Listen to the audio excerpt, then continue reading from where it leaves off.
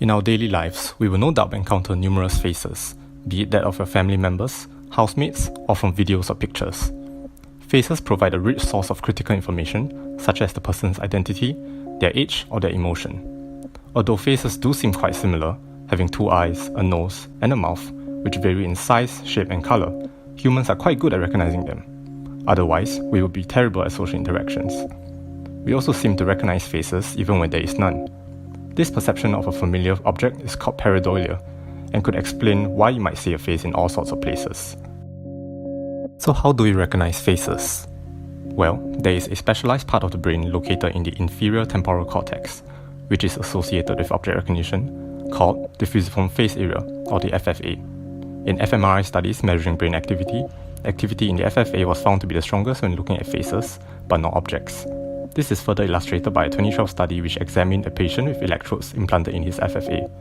When the FFA was directly stimulated, his perception of faces was distorted, but not so for other objects in the room. However, there is still debate on whether the FFA is activated just because it is really good at identifying complex objects we see a lot, or is activated because it has evolved to do so when perceiving faces.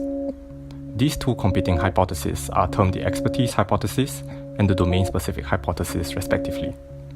On one hand, evidence supporting the expertise hypothesis includes studies looking at greebles. These are novel objects created as stimuli for face recognition studies, such that participants would not have any previous experience of identifying these greebles from one another.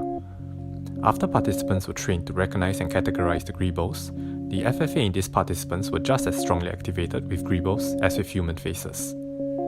On the other hand, evidence supporting the domain-specific hypothesis comes from people with prosopagnosia, or face blindness.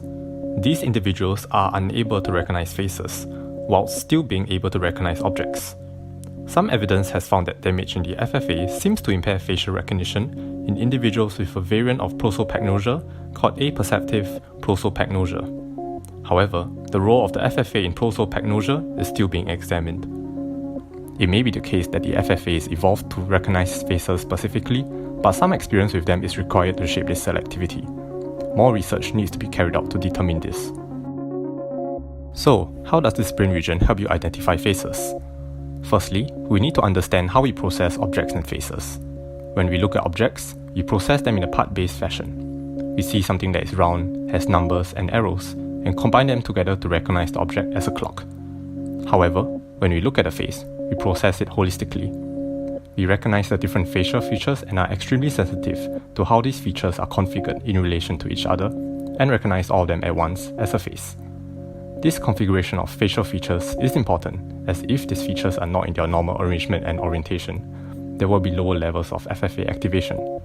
This is seen with inverted faces, which are harder to recognize than upright faces. The holistic processing of faces can also be illustrated through the Thatcher effect. Take a look at these two flipped pictures of Margaret Thatcher. It may not be obvious to you that the eyes and mouth are in their normal upright orientation in one of the pictures. However, when you flip them both back to their upright orientation, the changes are now grotesquely obvious. To conclude, although human faces may differ slightly from one another, our brain is able to recognize and identify faces quickly and easily. So rest assured, the next time when you lose your friend in a crowd, whenever that may become a thing again, you will be able to easily recognize them in a sea of faces.